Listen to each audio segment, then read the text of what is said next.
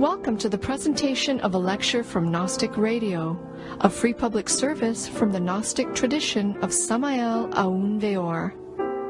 Gnosis is the root wisdom of all the world's great religions.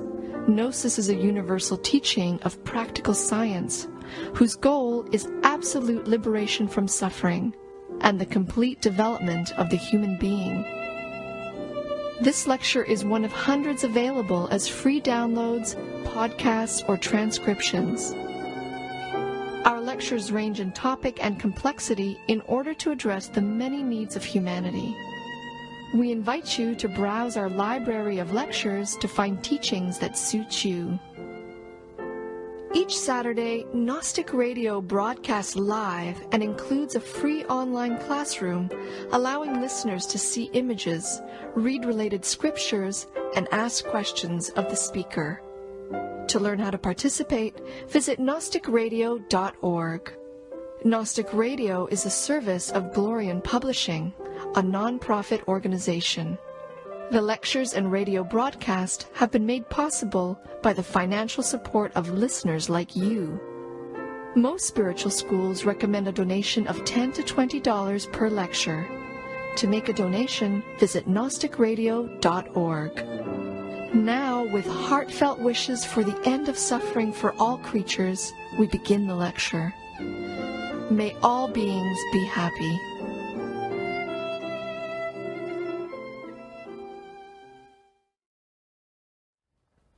Losarla Tashi Dele. That's Tibetan for Happy New Year. Thank you. Today is the first day of the Lunar New Year, which corresponds closely with the new Aquarian year, which began just a couple of weeks ago. To preface today's lecture, I wanted to mention that because a new year represents a new beginning, a cycle that has begun. And that's why in the West we've always symbolized the new year as a newborn child. But as the Master Samael told us in his writings, we can learn very little from birth. But from death we can learn everything. When there is a birth, for example, a new year beginning, that beginning was only made possible by the ending of the former year. That great cycle of beginning and ending is at the basis of all things, on every level of nature.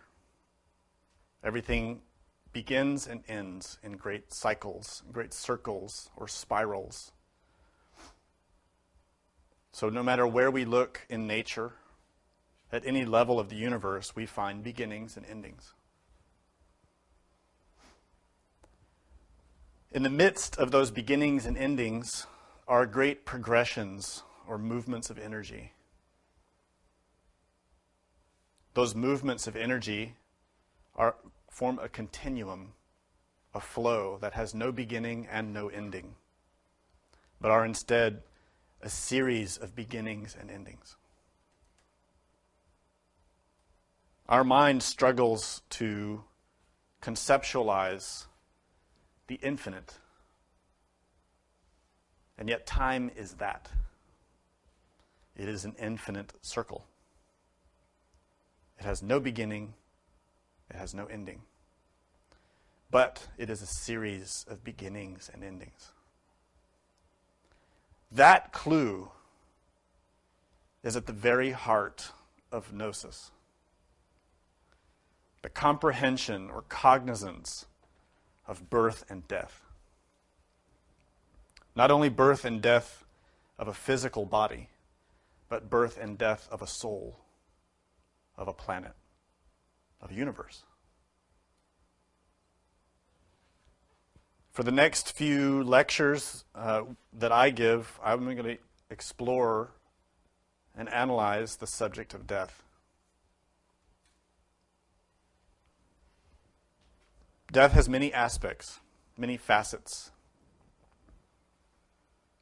We will analyze and study the death of our physical bodies. I know it's an uncomfortable subject, but it shouldn't be. In reality, for the serious Gnostic, death is the goal. Death is our crown. It is the crowning achievement of a Gnostic. That's not to say that the Gnostic seeks death in and of itself, for itself, meaning that we just want to all rush out and be killed. That's not the meaning. Because at the same time that the Gnostic seeks death, the Gnostic preserves life and does everything in his or her power to protect life, including their own. What the Gnostic aspires towards is a perfect death. Is a death at the right moment, at the right time. Because that perfect death is the gateway to real existence. The existence that we have now is not real. It's an illusion. What we see as existence is fundamentally mistaken. What we see and perceive and taste and touch and hear is all filtered by subjective elements in our psyche, and thus we do not see reality. Through a perfect death, we gain that perception of what is real. The goal of the Gnostic is to achieve that perfect death and to prepare for it every day. It can be said that Gnosis is training for death. And it is a process of dying. For the real Gnostic who's practicing seriously, whether that person is called Gnostic or a Buddhist or a Christian is irrelevant. By Gnostic, we mean someone who is acquiring spiritual experience. For that person, their spiritual process is a process of dying, not physically, but psychologically. A continual process of radical death, in which all that is illusion, all that is false, dies. And what is born is truth, cognizance of what is real. In order to begin to experience that process of death, we need to study death. We need to understand death and not avoid it. Culturally, we avoid death. The very subject of death makes us uncomfortable. We do our best to ignore it, to avoid it. And this is to our great detriment. This is a very significant indicator of profound ignorance when we want to avoid the subject and topic of death. And we find it becomes more pronounced as we age. Amongst old people, we often find the tendency to not use the word old. They want to say, I'm 80 years young. And we smile and think it's cute, but really it's foolish. It's an indicator that the person is not willing to recognize their achievement of being old. And also what is waiting for them, which is death. The elderly should be respected and honored. And yet they aren't. Because we don't want to face our own mortality. We prefer not to deal with older people. And when we do, we want to deal with them as quickly as possible and be done with it. And that's why in Western culture we find the tendency to put older people somewhere where we don't have to see them all the time. And put sick people where we don't have to see them all the time. In traditional times, in ancient times, the sick and the elderly were cared for in the home. And now we don't do that. We want to put them somewhere where we don't have to see them. And this is a signal of our ignorance, of our aversion to reality, because we don't want to deal with the fact that we ourselves will die. We have no cognizance of death, no comprehension of death, but we have a lot of ignorance of death. The Gnostic tradition teaches and emphasizes the importance of death because of its great importance in the spiritual path. To be a truly experienced spiritual practitioner, you cannot avoid death. In fact, you have to embrace it. For the real spiritual practitioner, someone who's got experience, in other words, a true Gnostic, death ceases to be a source of fear. Contemplate that, because for most of us, death is a source of great fear and uncertainty. We are terrified because we ignore. We don't know what will happen. We're very afraid. And we're afraid because of our attachments. We're afraid because of pain. We're afraid because we don't know what will happen. We don't want to lose our families and our loved ones. We don't understand what death is.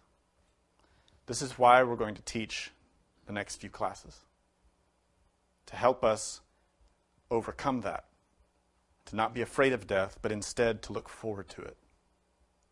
Not to rush towards it, but to use each day to prepare for the inevitable. We will die, and none of us know when. In normal circumstances, if we knew that a big event was coming, we would prepare. If we were going to make a trip or a journey, we would do everything we need to prepare in advance so that when the moment comes that we have to depart, we're ready. And yet, who among us has prepared for death, which is a great journey that everyone here will take? And we're not prepared. Real gnosis is about preparing daily, being ready, so that when death arrives, we're not caught surprised, but instead we're caught aware, attentive, not avoiding it, not ignoring it, but ready for it. In this way, we can see that a prepared Gnostic, someone with real spiritual experience, sees death as an opportunity. As an opportunity to move on to something better. We're very attached to life, but we don't comprehend life. We're very afraid of death, but we don't comprehend death. If we comprehended life, we would understand that life, as it is now, is a stream of suffering. And if we comprehended death, we would understand that death is an opportunity to transform suffering. Oftentimes we see someone who's very ill and suffering intensely, and we expend a great amount of energy and effort to extend the person's life.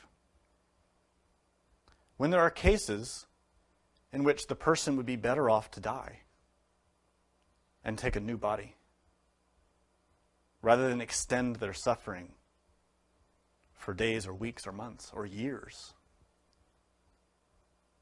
This is because we don't comprehend life and death. We don't understand what happens when we die. And this causes a great amount of suffering in the world, not only for the person who's ill, but for the families, for the ones that are close with that person. In the Gnostic tradition, like every other, by Gnostic tradition I mean all those traditions in the world who acquire true gnosis and teach true gnosis. This includes the tradition of Samael Aun Weor, but also the traditions of Tantra in Asia, and the Aztec and Mayan traditions, in the tradition of Islam, particularly related with the Sufis. Death is a topic of great importance and is celebrated, not avoided. In these images that I have to show you, we see that death is not avoided, but in fact it is celebrated and utilized. This image of a seated Buddha shows Padmasambhava, who's also called Guru Rinpoche.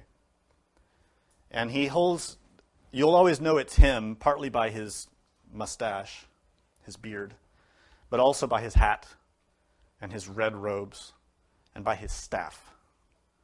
The staff that he holds in his arm has many symbolic elements on it, which we don't have time to study in detail today. But you'll see at the peak, just below the Trinity, at the top, the trident, which represents the three forces, you see a skull. It's not accidental, and it's not just to scare you or be decorative. This is showing the role of death in his enlightenment, in his realization. In his hand, in his lap, he's holding a human skull, the top of the skull. And inside of that skull is a nectar, ambrosia, amrita, the food of the gods. That has a very rich symbolism, but pointedly related to death. The death of the mind, the death of the eye. It is in that we find the elixir of long life, immortality, the ambrosia of the gods, is in comprehension of that. This next image shows a meditator in a hut or a small building that's constructed for meditation. And with his eyes open, he is observing a body being consumed by wolf and birds. Most of us see this type of image and we feel repugnance, which is avoidance. Note that in yourself. That impulse to not look at it, to not see it. That impulse to not look at the reality of death is a sign of our aversion to death. It is a sign of our ignorance.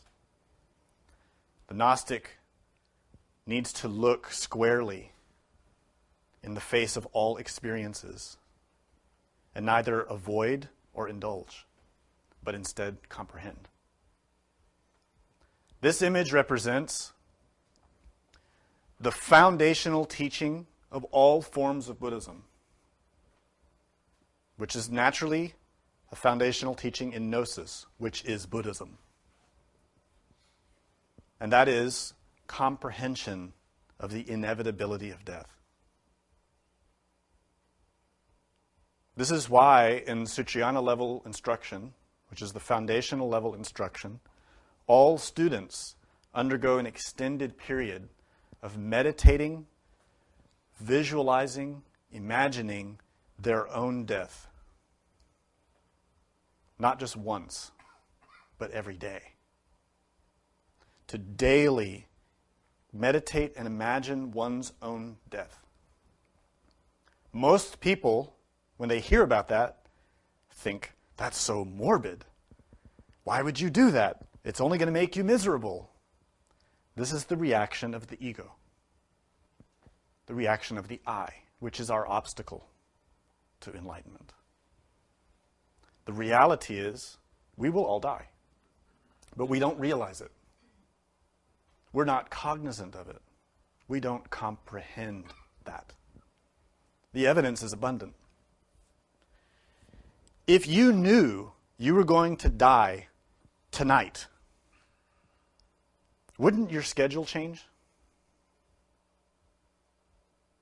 Wouldn't your activities for the rest of the day be very different from what you originally intended?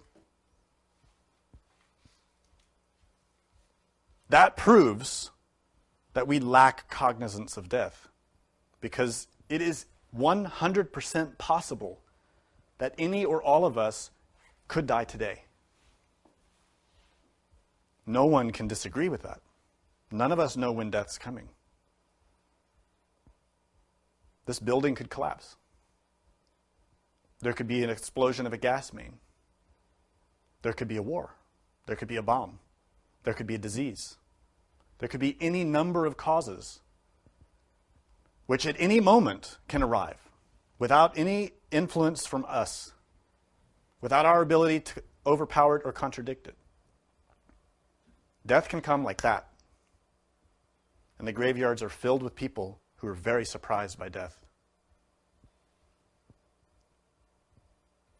If we were cognizant of our own inevitable death, our behavior would be very different.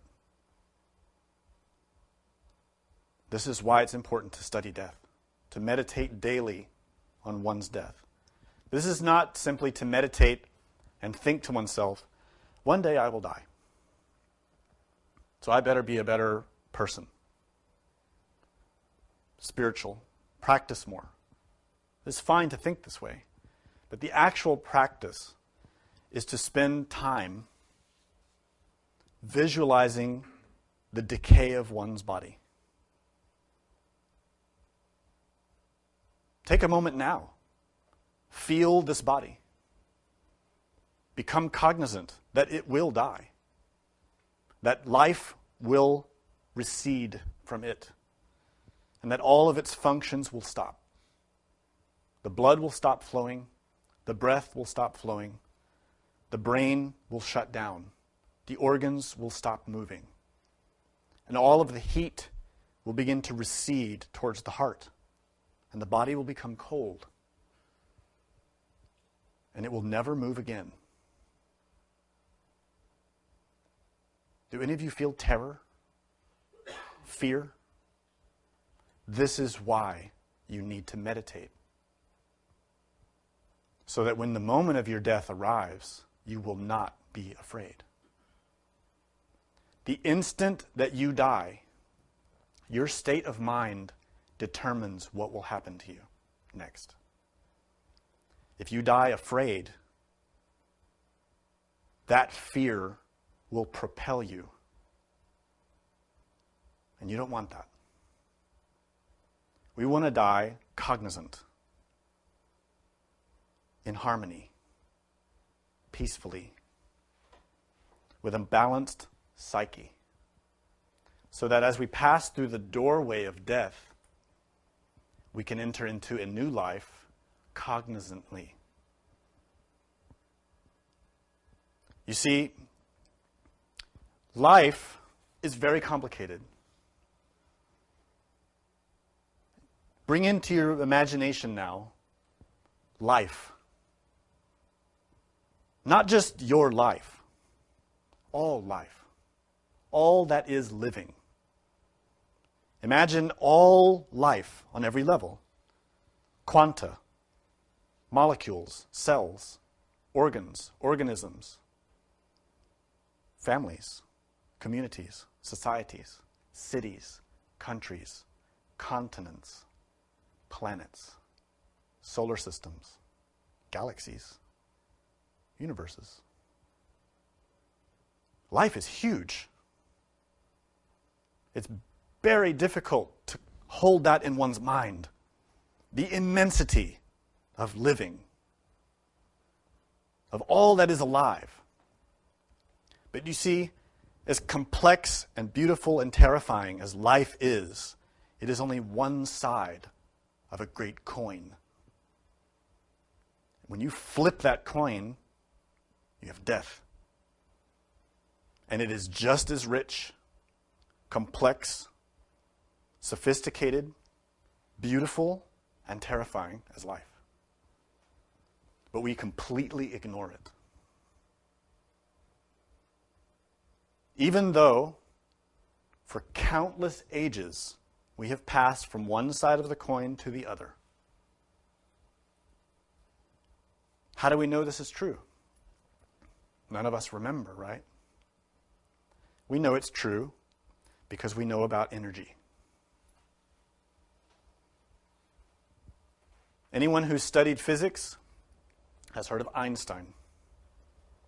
And the great gift that Einstein gave to us was this: energy cannot die. Energy cannot be destroyed. Scientifically, this is a very profound and beautiful statement, just in terms of materialistic science. But this statement has even greater importance to your soul. The soul, the consciousness, is energy. You can test that. When you pay attention to something, you use energy. When someone pays attention to you, you can feel it. You can sense the energy. You can have all of your senses turned away from a person.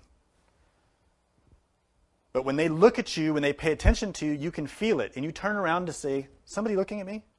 Right? Everybody knows this. Everybody can experience that. You sense the energy of the consciousness, the attention of that person. Now in us, our consciousness is weak and small. It doesn't have much strength. It isn't trained. But if you train it, you can do things with it that we scarcely imagine. Consciousness is an energy, and energy cannot be destroyed. What this means is that the consciousness doesn't die.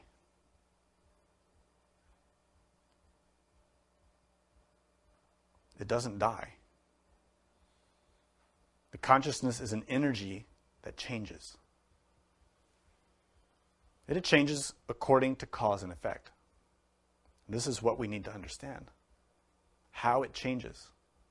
What are the causes and what are the effects?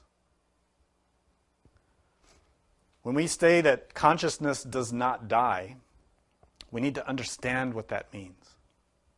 And how does this relate to death? There's a great teaching about death and life that can help us a lot when we try to understand if life, if energy, if consciousness cannot die, then how does that relate to this life and previous or subsequent lives? If we can accept the scientific fact that energy cannot be destroyed and thereby consciousness as an energy cannot be destroyed, what happens to it when we die? What happens to it before we are born? This is what we don't know. This is why we're afraid. You can find out what happens tonight. Every time you lay down to go to sleep, you die. The same thing that happens to you when you go down to sleep happens when you die. The energy of consciousness is modified. Instead of being here in the body, it goes out. And we experience what we call dreams. And a certain period of time goes by during which the physical body is resting, like a corpse. And after a certain period of time, the consciousness is pulled back. Maybe our alarm goes off, somebody wakes us, or we have a habit to get up at a certain time. The body is stirred and the consciousness comes back. And for a moment, we might remember, oh, I was here. I was at work in my dream doing this and doing that. But after a few minutes, we get up, we're active, we're doing things. We don't remember anymore what happened, right? Most of us remember very little of our dreams, and many of us remember nothing. That's exactly what happens when you die. Except, generally, it's more traumatic. Because generally, when we die, we don't die as peacefully as when we go to sleep at night. Generally, we die because of illness, because of sickness, because of pain, because of suffering. And thus, through a traumatic death, our consciousness is propelled through a state of being about which we have no recollection. And then propelled again through a state of birth that is traumatic and painful, about which we have no recollection. If you want to know what happens to you when you die, pay attention to what happens to you when you sleep at night. It's exactly the same thing. The only difference is the connection between the consciousness and the body is severed with death. In other words, your energy is extracted from that body and it dies. But the consciousness continues. Modified by karma, cause and effect. This is why the meditator is meditating. This is why the meditator is visualizing his death and the dismemberment of his body, in order to train his consciousness to be prepared and to train his consciousness to not be attached to the body and to comprehend its reality, that the body is impermanent. The body is not me. The body is not myself. It is only a vessel. It's like clothes. When we go buy clothes, we get very excited and attached. Oh, I love my new shirt. And we love it for a little while, and then it gets worn out, and we toss it aside and we go buy a new shirt. Same thing happens with the body. The body lasts for a while, but it gets worn out. We need a new one. That's why we are born and die.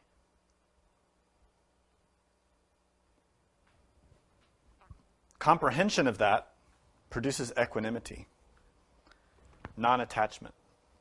This allows us to pass through these transitions or changes cognizantly with knowledge. This next image is a painting of a Mahasiddha, or a great practitioner, named Liupa, who's a Tibetan yogi. And it shows this yogi eating fish guts. Sounds good, doesn't it? His nickname was Gut Eater, or Fish Gut Eater.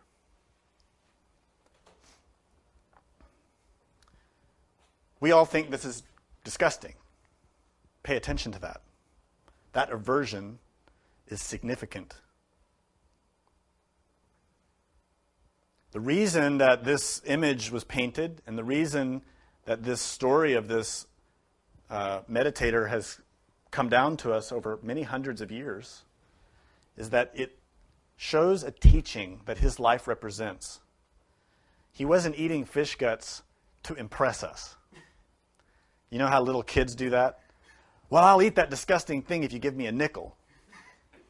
That's not why he's doing this.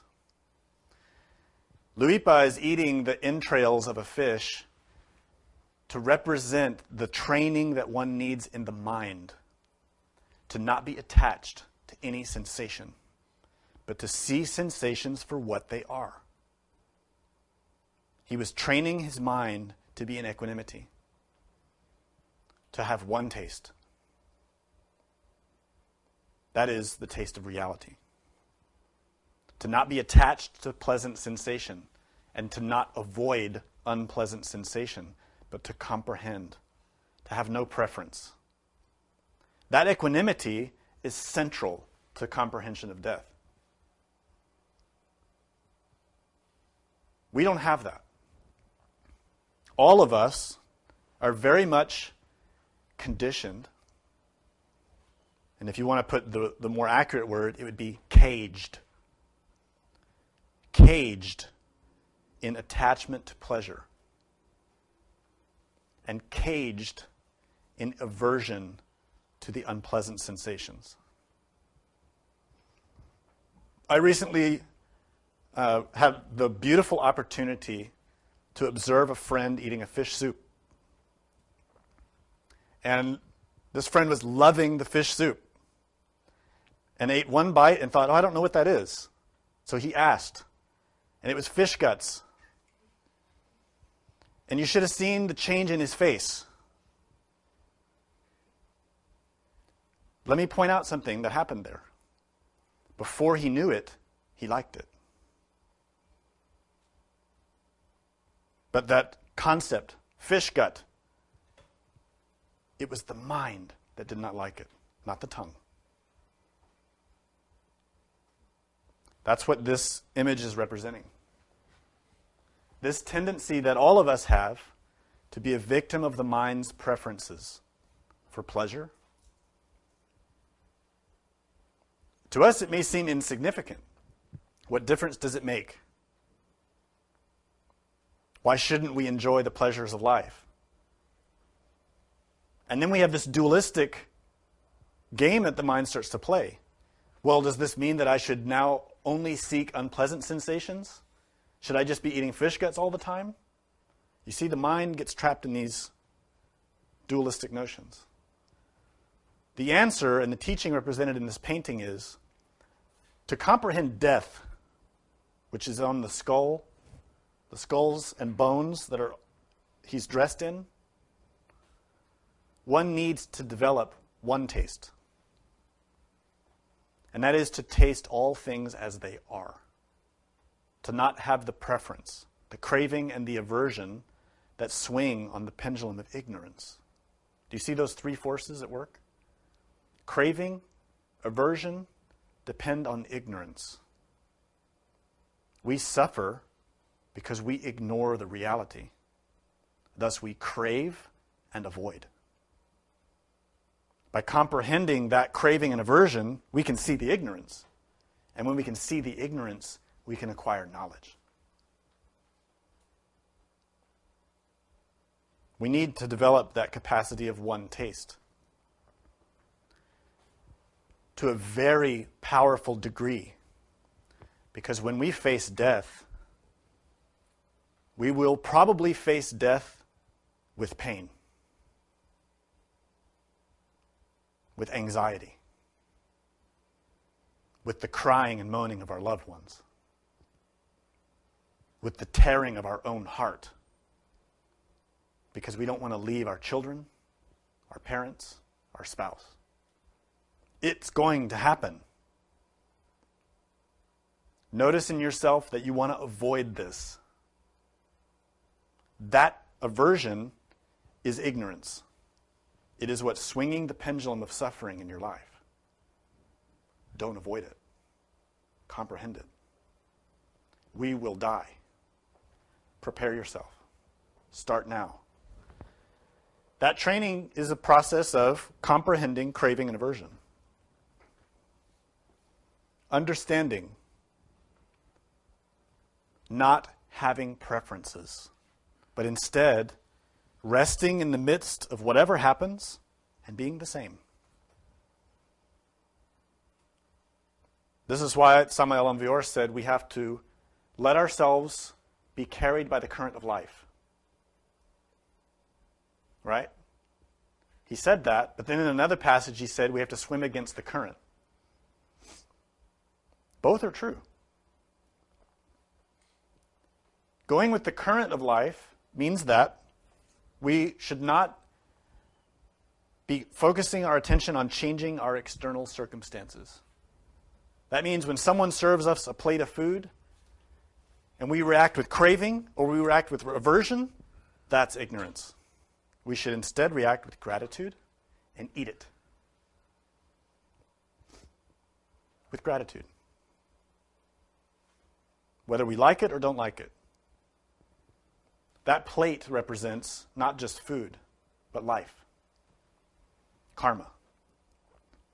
Life's going to serve us a plate of bitterness. And life is going to serve us a plate of sweetness.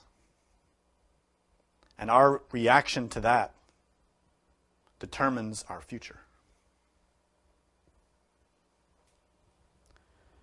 What this means is that we need to understand the current of energy, the continuum or flow of forces that move through us. The moment that we took birth, something was put in motion. Energy was put in motion. Visualize in your mind a ball of energy, light, propelled through space. That energy, that light, is constantly changing because it's acting. And every instant it acts. It's affecting how it is propelled. Its direction, its velocity, its angle. Visualize this, because this is your consciousness. This arrow or beam of light that's moving through space is not moving through time, but instead through eternity. And it is the measurement of everything that you do. So if you can imagine that your physical body is a vessel that is energized and activated by this flow of energy. But look past the third dimension and imagine in your mind's eye a strip of film, like the old-fashioned movies. And in every frame of that film is an instant in time. What lets you see those frames? Light. Light passes through the frame to let you see it. And as you move that strip of film, there's motion, and you see yourself moving through life. But that strip of film has a beginning and an ending. Birth to death. Every frame of that film, which is every moment of your life, represents action. How that light passes through that frame of film, and the light is modified. And through that modification, you see the images. In other words, in every moment, we're transforming something. As that strip of film is moved across the ray of light, we have the illusion of life. We feel and believe that we are here and now living. But it is not real. Feels real, looks real. It is not. When you die, you'll understand that. When you awaken in the astral plane, you will understand that. When you have an experience with your soul, you will comprehend that this life is not the real life. It is that comprehension that allows you to start to see that that film strip that's moving across that ray of light and modifying everything can be changed. The scariest comprehension that happens when you engage in this effort is when you start to realize not only that the energy of consciousness doesn't die, and that we have lived before in another body, but that previous body was pretty much the same life that we have now. I know that most of us like to think that in our previous existences, we were great masters. We were Joan of Arc, or Mary Magdalene, or John the Baptist, or somebody like that. But that's your ego. If you want to know who you were in your previous life, look at who you are right now. Because that's who you were. You were the same.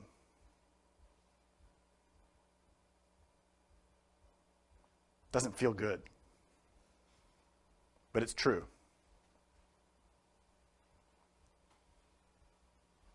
That film strip gets played over and over. This is a phenomenon that's called recurrence. And it's a law of nature.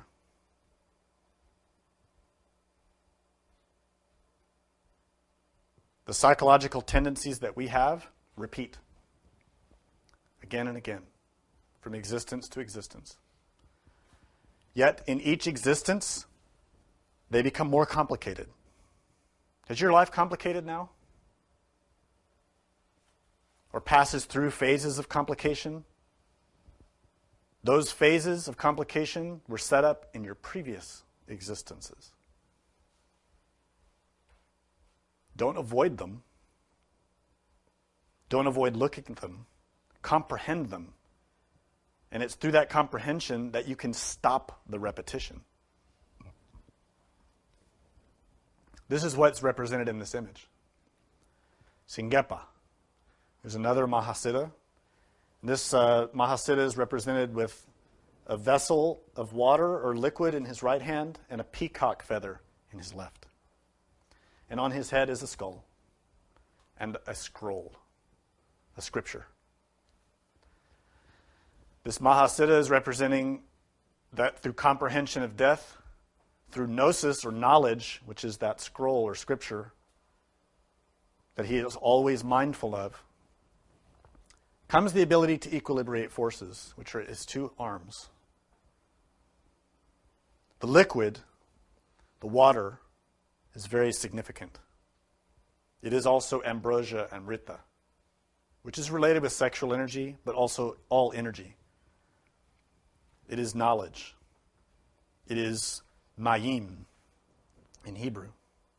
And you see that he's pouring this liquid out to a woman in the bottom corner.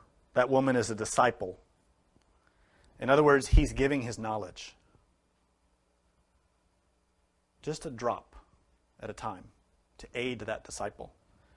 And in his left hand, he has a peacock feather, which he holds very gingerly in a specific mudra or posture of his fingers. The peacock feather is a very significant symbol in all Asian traditions. The peacock represents, in Hinduism, Krishna, Christ. But in Tantra, the peacock is extremely important. The peacock, according to legend, eats poison. That's its food.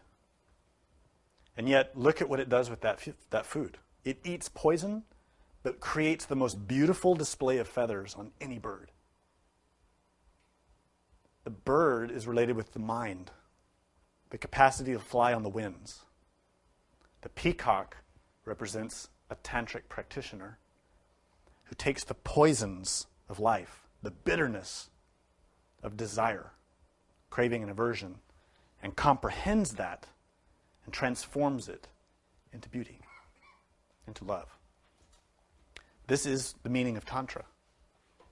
It is a continuum or flow of energy that we learn to harness and transform. This is the great teaching that death gives. We learn to transform death into life. All the Christians and Jews are waiting for resurrection. Yet none of them fully comprehend that to resurrect, you have to die. And that death is not physical, it's psychological. All the scriptures are totally equal in stating no murderer can go to heaven, no adulterer can go to heaven, no fornicator can go to heaven, no thief, no liar. We are all of those things. How are we going to go to heaven unless those parts of ourselves die? They do not die with physical death. Energy is not destroyed. Death doesn't destroy energy, it destroys the body. And it liberates the energy in the body. And that energy goes on. Death is not the end. Death is a doorway. We're ignorant of that doorway. We need to become cognizant of it. Everything is modified by laws. Death is a law, and it is modified by laws. And what happens to us at death is controlled by laws, not belief. There are millions of people who firmly, deeply believe that when they die, they will go to heaven. But they don't know what happens until it happens. And they don't come back and tell us. Look into your own life and see, does belief create? Does belief have that much power? It doesn't. What has power is action. If mere belief took us to heaven, then all the great saints and prophets from all the traditions would not have had to give us so many teachings. All they had to say was, just believe. But they didn't. The Christians think that if you believe in Jesus, that's it. That's your ticket to heaven. But there's no evidence of that. Jesus never said it. Instead, what he said was, the path to heaven is very narrow and very difficult, and there are few who find it. He didn't say that everybody who believes will go. He never said that. Likewise, in the Jewish traditions, nowhere does it say that the believer will go to heaven. Nowhere. What it says is, the tzaddik will go, the righteous one. And who is righteous? He who is free of sin. No anger, no lust, no preferences for materialism, no attachment to things like gold or property, but a soul that is completely free of attachment and focused only on God. In Buddhism, this is taught very beautifully by a traditional story. I haven't been able to find the scripture where it's recorded. And I've told the story before, so forgive me if you've heard it. But it's beautiful and it illustrates this perfectly. The Buddha was once teaching, Buddha Shakyamuni, in India. And a woman came to him crying, holding her dead child. And came to the Buddha and said, please, can you bring my child back to life? And the woman was completely distraught. And the Buddha, in his great wisdom, said, go into the city, find a house where there has never been death, and bring me a mustard seed from that house. So the woman left and went all around the city from house to house to house, asking, has death ever been in this house? And every house she went to, someone had died. And little by little, she started to understand that everyone, every house has death. It can't be avoided. It's beautiful. Another similar teaching, a man came to represent his family to the Buddha and asked the Buddha, please, my father is dying. Can you pray for him so that his soul will go to heaven? And the Buddha said, seeing that the young man was very emotional and very attached, the Buddha said, fetch me a jar, 2 jars, some rocks and some butter, and some wax, and a long stick. So the man got all the elements, and the Buddha took him to a nearby body of water, a lake or a river. And he said, put the rocks in one vase, seal it with wax.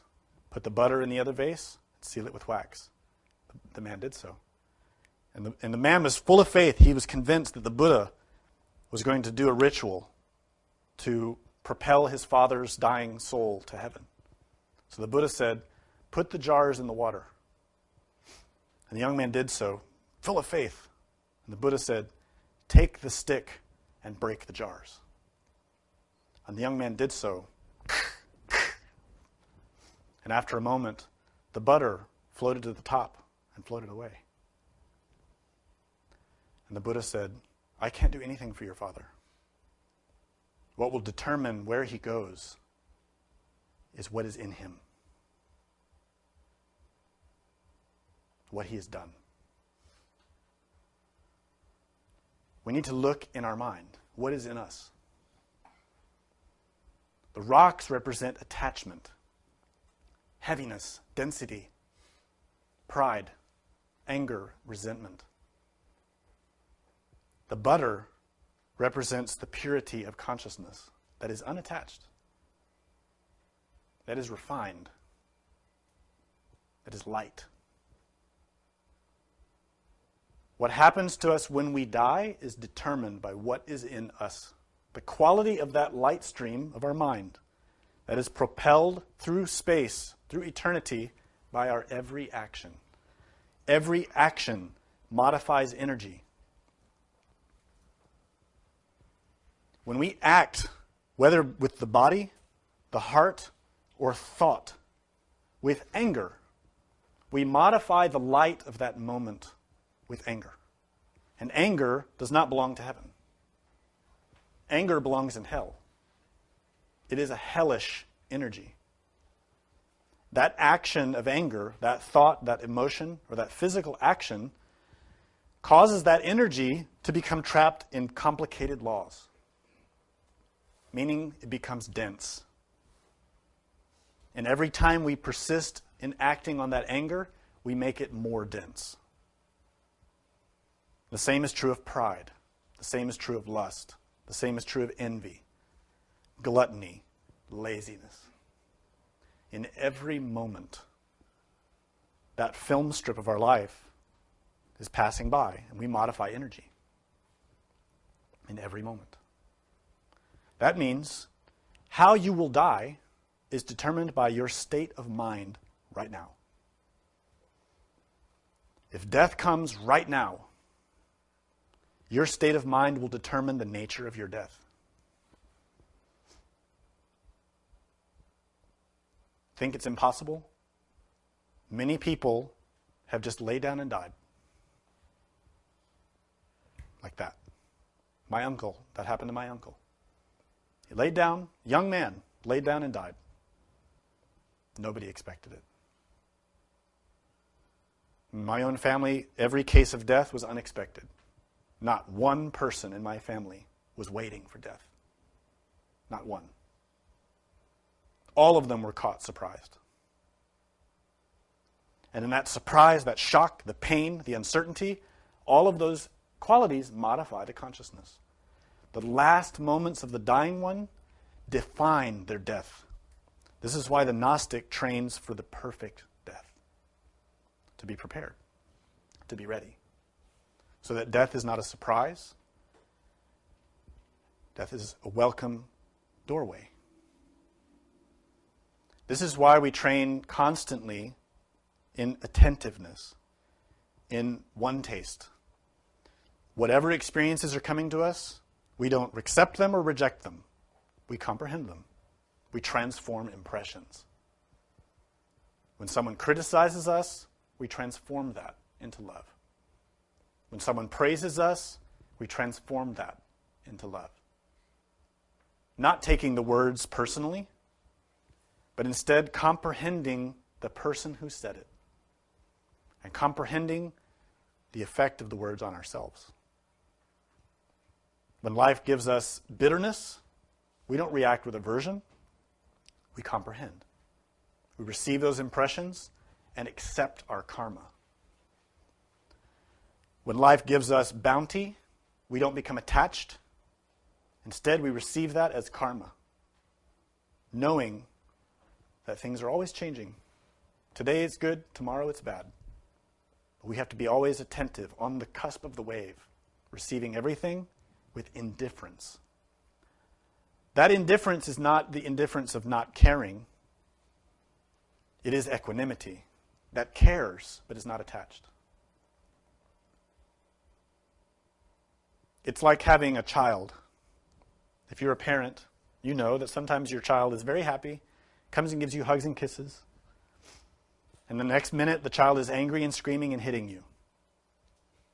If you react, you make it worse. If you get angry, if you hit the child back, if you ignore the child, you make it worse. In both cases, you have to respond with equanimity and love. This is the precise attitude we need in life. Whatever happens, to respond with equanimity and love. This is all training. Not only are we transforming energy in the moment and putting in motion positive forces that elevate the soul, but we're also training ourselves so that the moment death comes, whether it's pleasant or unpleasant, we're in a state of equanimity, not surprised, not like it's sneaking up on us, but we see it coming. And we see it and we smile. And we accept it. That capacity is what gives us the ability to use death as a doorway and transform it. Instead of dealing with death the way every other being on the planet deals with death. In the next few lectures, we're going to talk about what happens when we die. It's complicated. It's not easy to understand because we are only going to be trying to understand it conceptually. I strongly recommend that you meditate daily on life and death. We're going to talk about a variety of practices that you can put into motion. Use them. They'll bear fruit. You'll understand a lot more. It's really not possible to explain death in a discourse or a book. It's like life. You have to experience it. It can't be comprehended through concepts. Remember the example I gave you of how expansive and complicated life is? Death's the same. Very complicated. A lot happens. But what we'll try to talk about are principles. This image is another Tibetan painting that shows couples engaged in the sexual act. And there are two separate examples here. What we need to look at is in the clouds above, there is a being. And above one of the couples is also a being. This painting is showing a choice that we have about what happens to us when we die. I know that in many spiritual traditions nowadays, or spiritual theories, a lot of people now have this belief that we choose our lives. That when we die, we go to some heavenly thing, some heavenly place, and then we get to choose our next life. And so we may look in some mirror of existence and say, you know, I think I want to be born here and have this and that kind of life, and I need these things for my soul. That's all lies. That's all fantasies generated to sell books and sell tickets to come to conventions. It's all lies. There's no evidence of any of that in any scripture in the world. We need to rely on the scriptures. We need to rely on the teachings of authentic masters, not people who are selling books or trying to get us to come to a conference. The reality is the passage through death to another life is extremely complicated and difficult. And if you want to know how it is, look at what happens when you sleep. If you have no cognizance of what happens to you from the moment you fall asleep to the moment you awaken, you will also have no cognizance of what happens between lives. Zero. If you want to determine your next existence, your next body, you need cognizance of what happens to you when you're sleeping physically. You need to be awake. If you are awakened all night then you have a chance to be awakened after death. It depends on how you pass through that doorway.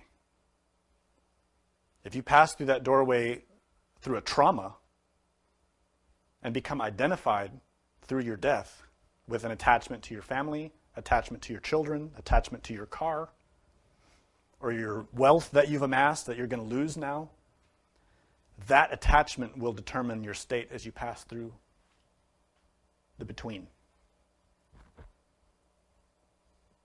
This is why we have to train so hard. Every day. Start now. Start now. And that way, when you're in the between, you can choose. You can have an impact. In other words, you can negotiate your karma. You see, karma is not a fixed mechanical law. It's negotiable. And it's negotiable precisely through action, through energy and motion. It begins by being awake. If you're asleep as a consciousness, you can't negotiate. You're asleep. So when I say that you have a choice here, it's not like someone's going to say, ding, ding, ding, ding, ding, you win. You would choose A or B. Which way do you want? It's not like that. It's like a choice that you have right now. The choice you have right now is to be attentive and pay attention, or to go off and fantasize and daydream. We're making that choice all the time. Most of the time, we're off fantasizing and daydreaming. We're tiptoeing around the garden of our psychological country, playing games in our mind with concepts and memories and wishes for the future. That's all fantasy, it's all illusion. And if you're doing that every day now, then you're doing it all night. That's why you're dreaming at work, doing the same things you do during the day. That's why you're dreaming with your parents and your kids and your sisters and brothers. That's why you're dreaming the same dreams every night. And that's why you don't remember any dreams, is because during the day, you're incognizant, asleep, unconscious. If you want to awaken consciousness at night, when your physical body is asleep, awaken now, when you're in your physical body. That constant, persistent effort to be cognizant, present here and now, will become part of how you experience night, naturally. You train yourself, because the training is in the consciousness. And when you start doing it at night, then you have a potential to do it when you die. This is the training. We start here and now in the physical body. We extend that effort into the nighttime practice called dream yoga. I know people generally think dream yoga is all about going to temples and having experiences with masters. That's part of it. But that's not the main reason. The main reason is so that you're prepared for death. So that when your death comes, you can pass through the door cognizantly, awake. And so that your soul in the world of the dead will be awake. So that you can negotiate your karma. The Buddha gave a very profound teaching about this that has been terribly misinterpreted by many people. The Buddha Shakyamuni said, "It is very precious to be born as a human being. It is very rare. We should cherish this opportunity." And this is what he said. It is as rare as this example. Imagine the ocean. Picture how vast and deep the ocean is. How huge. And now imagine out in the midst of that ocean is a little piece of thread, gold, in a loop. And by chance, a turtle rises up from the depths and just happens to put its neck through that loop of thread. That is how the odds are stacked against what you have now, a physical body. Some people have interpreted this to say that it's very rare to be born as a physical body. We disagree with that. What the story illustrates is the mathematics, the odds. We're born into human physical bodies because of evolution and karma. But the odds of it, in contrast to all the other existences that exist, to all the other types of bodies, to all the other lives that we've had, that's how rare it is. When you imagine how many times you were born as a mineral in a mineral body, as a plant in a plant body, as an animal in an animal body, or in between states, between those bodies, millions and millions and millions and millions of times, it's very small window of opportunity when you're in a human body. But that is the window to reach our purpose, which is to become enlightened, to realize the nature of reality. You see that word realize is to experience reality, to see it. Not theorize, not conceptualize, to see it. Cognizant. It's in a humanoid body that we have now that we can do this. This life is extremely precious, but we don't have any cognizance of that. We waste so much time on stupid things. Gossip, fashion, TV shows, harmful friends, wasteful activities. And the Buddha about this said something very profound. If we imagine that our life has about 100 years, he said half of life is taken with sleep. 50 years gone that we sleep. 10 years are spent in childhood. You can't self-realize when you're under the age of 10, unless you're already a great master. Out of the remaining 20 years, sorrow, complaining, pain, and agitation eliminate much time, and hundreds of physical illnesses destroy much more. Look at the math. If you are so fortunate to live to 100, which is rare, half of that life is spent in sleep. That leaves you 50 years. 10 to 20 years in childhood, because really nowadays, once we reach 10, we're a child, but most of us remain totally immature till we're in our 20s. Most of us at 10 have no sense of responsibility at all. I think in Asia, it was different. My spouse is Asian. By the time she was 7 and 8 years old, she was cooking for a family of 10 or 12. She was cooking for them every day. I don't know any American or European kid that does that. Even when they're in their 20s, they are lazy. They don't do anything. All they want is Facebook and video games. That's it. They have no sense of responsibility. They're not mature. So we can say this 10 years of childhood, really nowadays it's 20. Look in your own life and you can see. When did you grow up and start taking things seriously? Probably in your 20s. So that's 70 years out right there. Another 20 lost in old age. When you're old, all you're dealing with is getting through the day. You have all kinds of aches and pains. Your mind is set, very crystallized in habits. It's very difficult to think clearly. And then you've got a remaining, he says 20 years. I think nowadays it's less than 10.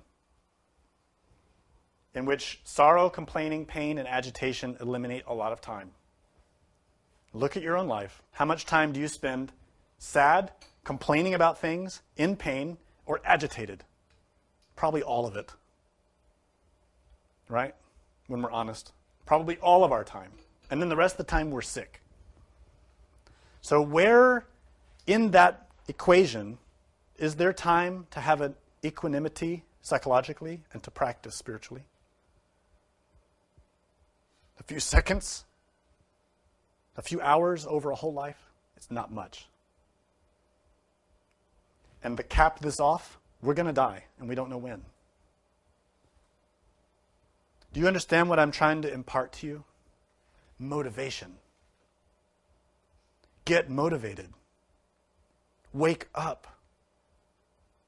Pay attention to the realities of life. It is not a game. Life's not about just getting more toys and getting more possessions. To the Gnostic, life is about getting less. We all have this cultural phenomena nowadays about becoming something more. And we get it from when we're born. Our parents want us to be doctors and lawyers or great politicians. And then when we get into spiritual life, we want to be a great teacher, a great master, a great writer. We want to be more and more and more. This is all ego. When you become very serious about your spiritual practice, what you really need is to become less. Less. And this is why in traditional practice, people renounced everything. They gave up everything, owned nothing, and gave away anything that was given to them. When the Tibetans were persecuted, being killed and driven out of Tibet, they were dealing with this very profoundly. And I've spoken with some people who arrived in India still very uncertain about the future because they had no place to go. They were refugees. They had nothing. Everything was taken from them. But were so serious about their practice that even when local Indians gave them tea, which they all love to drink tea, the Tibetans would take that tea and give it to somebody else. They owned nothing, just the clothes on their backs. But their devotion to practice was so serious, they didn't even want to own the little brick of tea. And said, no, thank you. Give the tea to somebody else. You have it, enjoy it. I don't want any attachment because I could die today. I don't want to be attached to anything because at the moment of death, I don't want to be thinking, oh, my tea. But that's the way we are. We would think of those insignificant, foolish things at the moment of death, right? All of us. How much attachments do we have? We're attached to clothes, to money, to people, to places, to things. A lot. Every one of those attachments represents the potential to corrupt our process of death. If you want to reach a perfect death, you must have attachment to nothing but God. Your attention fully 100% on reaching union with clear light, which is God, the absolute. It means if you, in that moment, remember, I left my keys in the counter. I didn't pay the bill for electricity. That will corrupt your death. I know they sound silly, but it happens. When people die, stupid things come in your mind, just like they do now.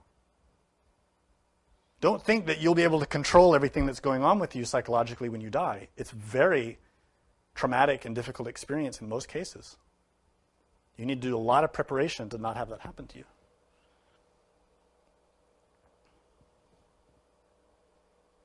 What we're trying to do in this process is to avoid what's shown in this painting of the couples having sexual union.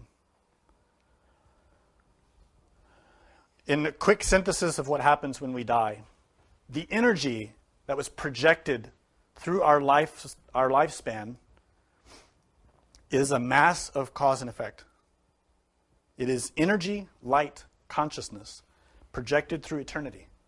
And at the moment of death, that energy will pass through transformation in order to go to another phase. It is a great cycle. That doorway is very powerfully influenced by our state of mind, by what we think and feel when we die. And this is why in the ancient traditions of preparing someone for death, the presence of relatives is very important. How that presence is managed. Because if the relatives are there crying, oh, he's dying, don't go, don't. That person who's dying will not have equilibrium. They will not. If you are encountering or dealing with someone who's dying, do not do that. They need love. and encouragement. They need peace. They need serenity and strength. And if you're crying and attached and in pain, you will corrupt their process of death. We're going to talk about that in a later lecture in detail. If you have thoughts of, at the moment you die and you're remembering your car and you love your car, that will affect it. If you have attachment to a person, a spouse, a child, someone that you fantasized about during your life, if those things come in your mind, it will affect the process of your death. If you die angry, if you die afraid, those qualities modify the velocity and function of that light stream as it passes through the between. That's what's represented here. This soul, which is not developed, it is a buddhata. It is the embryo of soul, or a tathagata garbha. It is of the essence. That's why it's just a head. It is an ego, an I. It is someone who's not developed. And that soul is being magnetically attracted to the psychological environment of this couple. It is magnetic. It isn't a choice. That soul doesn't say, oh, they look like nice parents. I want to go live in their house. Nope. That soul is drawn there by magnetism, by karma. There is an affinity energetically, karmically, between the psychological disposition of that disincarnated person and that couple. So at the moment of conception, the bond is made. And that soul is born into that family by psychological affinity. This means your family that you have now is rooted in this law. Simple cause and effect. Psychological affinity. And if you observe families, you can see it. Members of families tend to have very similar psychological habits. We always think it's because they grew up together. No. They were born into it. It's karmic. On the other hand, we have a couple here, and above them in the clouds is a realized being who is developed. It is a soul. It is an initiate who is in equanimity. This person's awake. They can choose to be born or not because they're negotiating their karma. What that person is doing is something called closing wombs. That's what this painting represents. This is a yogi in meditation on the process of birth. We see a child emerging from the womb of a woman. And the yogi has his hand very gently resisting that. This is called closing wombs. It is a tantric teaching that we'll talk about. It essentially relates to the ability of the yogi who has his eyes up, contemplating above. He is not attached. He is in equanimity, conscious, and thus is not pulled by the magnetism of birth. He's dead, but not being reborn. So this is what we have to comprehend.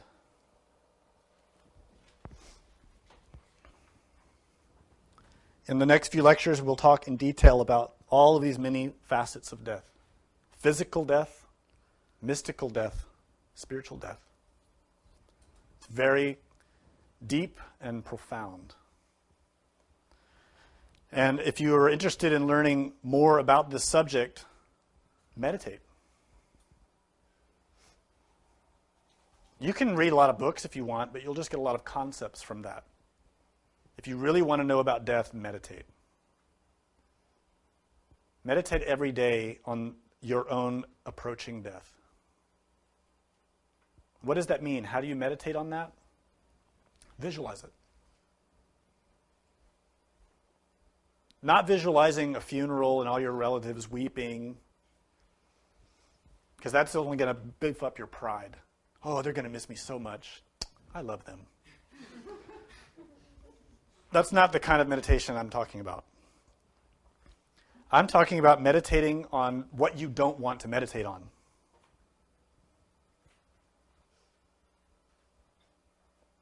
Real death. This body that you're in now, stopping. Visualize that. Take time with it. Imagine it. And watch your state of mind.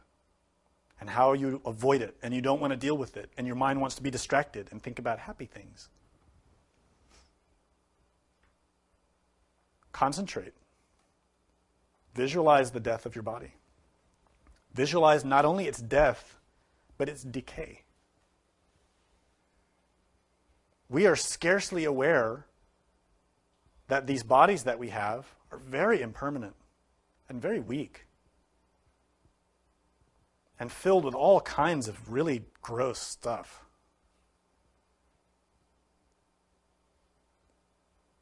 This type of meditation can have very profound impact on your consciousness.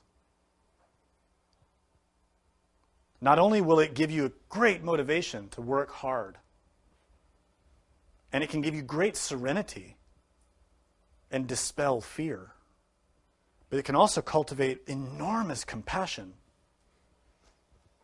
Because when you really comprehend that your own body is going to die, and you don't know when, very naturally, you will start to realize that the same is true of everybody else. And when you look at people, you will realize they're going to die too. I should treat them well. I should treat them with love. Not anger, not criticism, not sarcasm, not with cruelty, the way I have been, but with great tenderness. Because all of us, if we knew that someone that we associate with was about to die, we wouldn't be mean to them. We wouldn't curse them. We wouldn't call them names. We wouldn't be rude. We wouldn't ignore them. We'd be very gentle, right? Very sweet. We should be that way all the time. Treating each other with a lot of compassion, patience, love. So this activity of meditating on death is not morbid. It isn't gross. It isn't scary. This is why Samael said, from death we can learn everything. Because we can. Do you have any questions?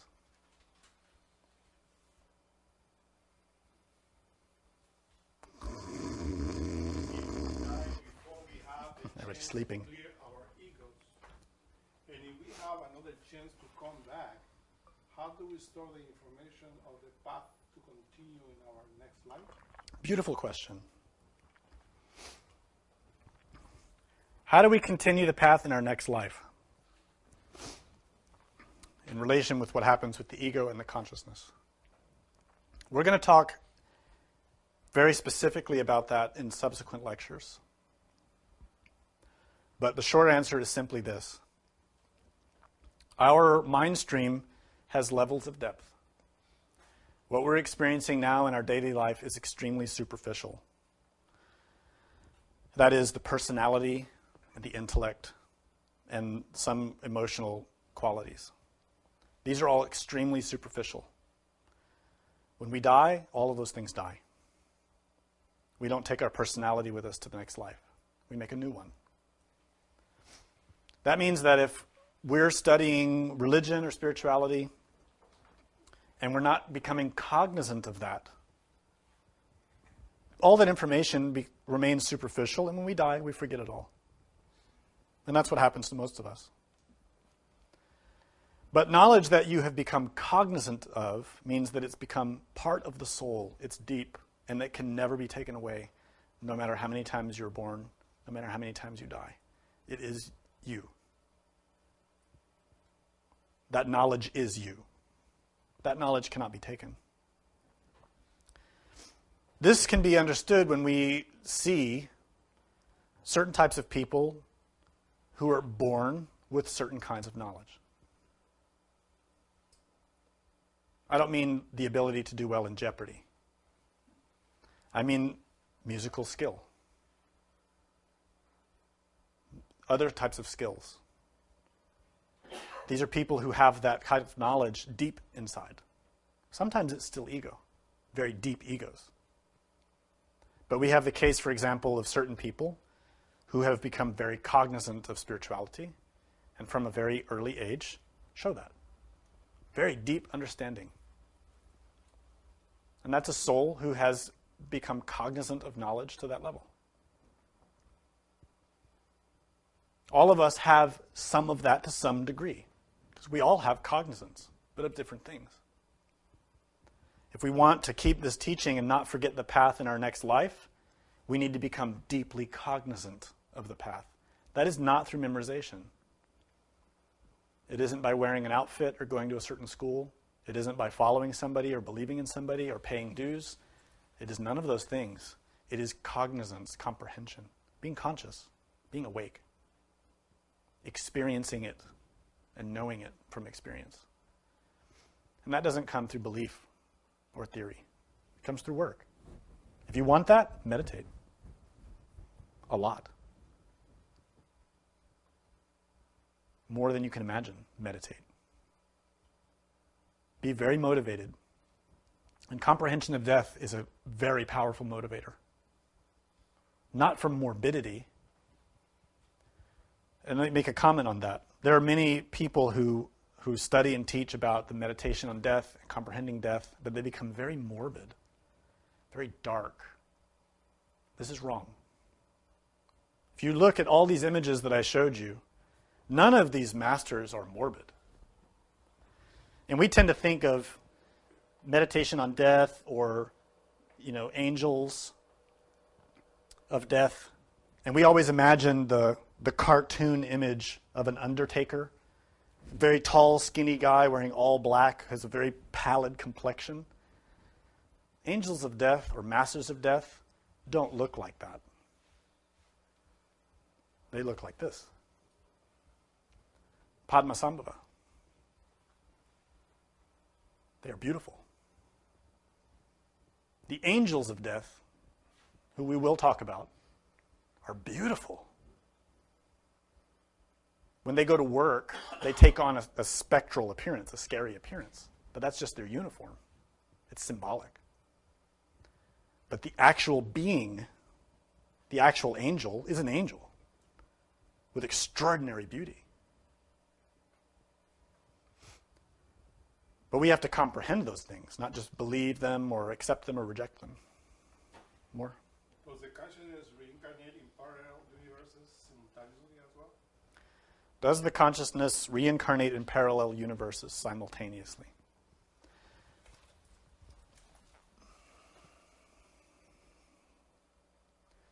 The question implies, how do I put this in words? In essence, life is much more complicated than we can talk about in concepts. When we use the terms consciousness, soul, psyche, we're not really talking about a thing, but a movement. Something that's alive and in motion. And something that is not three-dimensional. Right now, all of us are multidimensional. We are only aware, very hazily, of the third dimension. And even in that, we're totally asleep and have no real cognizance of it. But in this very moment, our consciousness, our matter and energy, penetrates through all 7 dimensions. We just have no awareness of that. So the answer is both yes and no. The consciousness is simultaneously in multiple dimensions, what you could call parallel dimensions, but we have no cognizance of it. Yes? When we give to others and are kind to others and give them our possessions, is there a danger of that becoming an attachment for them? Could that hinder their work by comforting them and doing all we can for them? Can that be a detriment to them in some way? Well, let's see. If you're kind and compassionate to a person, can it be detriment to them? As a form of attachment to them. From you or from them? Can we become attached to comfort and pleasure? Oh, sure. Anybody can become attached to that. But what's your option? Right. To not be compassionate? Or to be indifferent? Those aren't options, really. We have to lead and teach by example. We have to live the best way we know how. For example, we teach Gnosis. We're teaching these concepts and theories and practices for people to put them into work, to put them into effort. But the vast majority of people won't. In fact, you could safely say that the majority of people who hear these teachings will turn against them. So what's the karma for that? Who bears the karma? It's the person who reacts, not the teacher. It's complicated. But the end result is what we have to aim for. And that end result is always determined by action, not inaction. We have to always be making the effort to perceive what is the best way for me to be helpful, to relieve suffering, and to help everyone, not just myself, but everyone. And that can't come through a golden rule. Always do A or always do B. It will always be in changing, always be in motion.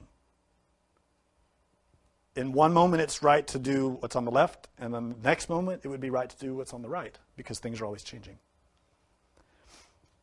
In some moments, you need to be indifferent to a person. In other moments, you need to be what you might call negative, like strict or severe. And the next, you need to be sweet. But knowing when is the right way is something only the being can show you through intuition, through experience. So there's no A or B. It's always be on the cusp of all things. Be perceptive and open. And that's how you learn when is it right, when is it not right. And it'll change. Another question. The power of imagination can materialize itself in our current reality. Can it be, or will it be dangerous for us to meditate on death? Great question. The question is about the power of visualization to materialize and become actual. And is there a danger in meditating on our physical death? Let me preface the answer that I'm going to give you. There are practices, which we will probably talk about superficially, related to transference of consciousness, related to the power to move the soul to a new body, and similar types of activities that an advanced practitioner can utilize. What those techniques demonstrate is the power of the energy of consciousness that's put in motion. In other words, it's possible through certain techniques for you to take your soul out of this body and put it in another body, and for this body to die. You could call that a kind of suicide or a kind of rebirth. You can call it what you will, but that is a technique that exists. That demonstrates the power of imagination, the power of the consciousness. Likewise, you can take the power of imagination, energy, and materialize things that are not physical. There are many examples of this. Alexandra David Neal, who is a French woman who lived in Tibet, learned this technique and, working with other initiates, materialized a being that they all imagined. They created a living or a semi-living entity. But then it became a problem for them. And there were consequences that were not good from that. So the question is, can these exercises interfere with or harm the physical organism if we're visualizing the process of death? In certain cases, yes. But I'm not teaching you that. To really interfere with and harm your body, you'd have to work with this practice very intently and in combination with certain types of mantras and other energies. I don't think anyone here is working at that level. Working with visualization for comprehension will help you. And if you're worried about potential harm, do this practice the way you should do every practice. You first pray. Please, my inner God, my inner Father, my inner Buddha, my Divine Mother, teach me. Do this practice. Show me, help me comprehend, help me learn. Then engage in the practice, and then you'll be fine. If you do this practice with the intent to stop an organ, you can. And I can show you how that works. Master Samael taught an exercise in which you learn to slow your heart rate. And you can even stop your heart. You can do that if you have that intent. It's all in your hands. Every practice that we give, every exercise we give, can have different results depending on how you use it. Everything. Most especially sexual magic. The most power of any practice is in that. And probably most of the people who use it create harm. Because they engage in that exercise with lust. Not transforming. So they do create harmful results. But hopefully over time with experience and more comprehension, they stop and start to create good results. So yeah, every practice has a potential depending on how the energy is used. Is there another question? Yeah. How does us being conditioned to death affect us through movies, video games, cartoons? Yeah, our cultural perspective on death has, in my opinion, desensitized us to the reality of death. So that now in our personalities, we tend to think of death as pain-free and inconsequential. Because we see people die on TV and in movies and in video games, and nothing ever painful happens because of that. We just, oh yeah, they died, okay. We don't feel it. We have no comprehension of it.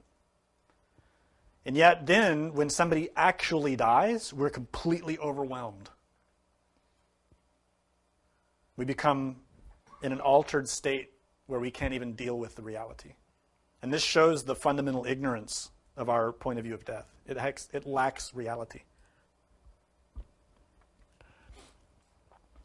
In other cultures, this is not the case.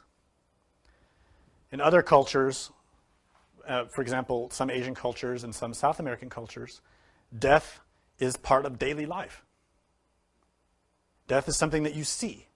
When somebody dies, you see them dead. It's not avoided. It isn't hidden. Here in the West, it's hidden. The realities of death. For example, when someone dies in the movies, they always go, ah, and lay down and they're quiet. I'm sorry, but death's not like that. When people really die, it's excruciating to see it, to hear it. It isn't like on TV. It's painful in most cases. But we have no concept of that in the West because we've been so conditioned, so programmed by the media. This is something that we need to meditate on. We need to see the realities of death.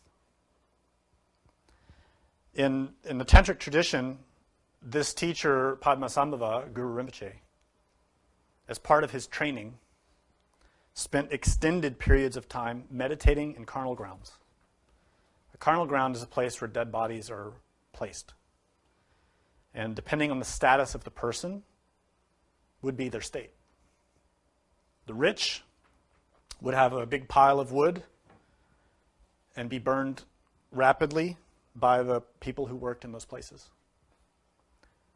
And the people who are not so rich would have a little pile of wood and may not be completely burned, so that it would be leftovers from the bodies. And the poor would not be burned. They'd be eaten by animals and decayed by the elements. Padmasambhava would meditate in these places. Go into the middle, sit down, and contemplate death. This was not just to be cool, like people now that think it's cool to hang out in graveyards. This was to comprehend impermanence, death. And this is what is integral in his incredible compassion and power as a master, is this comprehension of death. The observation and comprehension of that reality. To us it sounds terrible and disgusting and horrible, but it's real. Every one of us, every human body we have ever seen will die and decay. And all the fluids and the guts and the organs will be dispersed. Sounds gross, but it's the fact. Moreover, when you really start to understand that, you realize how absurd it is that we're always lusting after corpses. Corpses that are walking around. Really, all of us are corpses. We just don't realize it. Every body here will be a corpse. It's filled with filthiness, with pus, with excrement, blood, urine, all kinds of fluids and tissues that smell bad, that have gross textures, and all of us are carrying it around with us all the time. You realize that? You realize you're sitting in a bag of excrement? I know it sounds harsh, but it's true. Why do we think we're so great when we stink? We stink so much we have to put on perfume and bathe ourselves all the time because of the stink that exudes from our bodies. We are avoiding the truth. Get to know the reality of this body. It is not as beautiful as you think it is. But we need it. We need it. We need it to be healthy. We need it to be strong. We need to take care of it and prepare ourselves so that when it dies, we can leave it consciously and hopefully get a better body.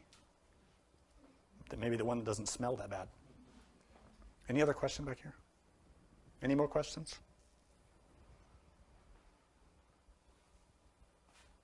Remember death.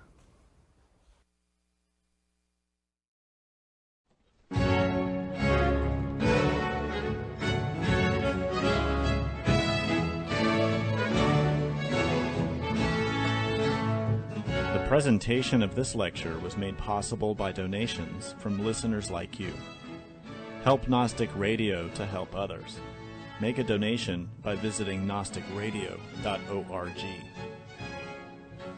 For questions and deeper understanding of this lecture, we invite you to explore the wide variety of resources available on our websites.